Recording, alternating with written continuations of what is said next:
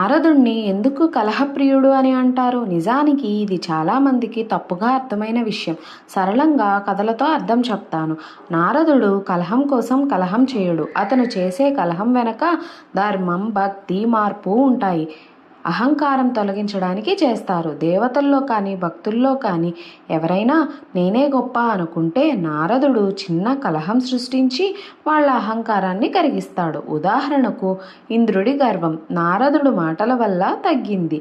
పెద్ద అవతారాలు, మహాకథలు నారదుడి కలహం వల్లే ప్రారంభమయ్యాయి. ఉదాహరణకు రామాయణం, మహాభారతం, కృష్ణలీలలు అన్నిటికీ నారదుడే కారణం. అంటే కలహం కాదు, కథకు బీజం. ఎక్కడ భక్తి తగ్గుతుందో నారదుడు అక్కడ ఉంటాడు. భక్తిని మేల్కొల్పేందుకు పరీక్ష పెడతాడు.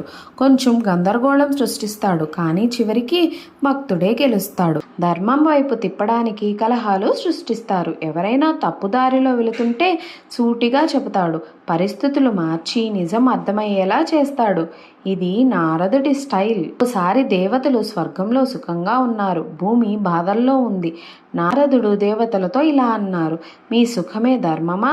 అంతే. అక్కడ మొదలైన కలహమే భూమికి మేలు చేసింది.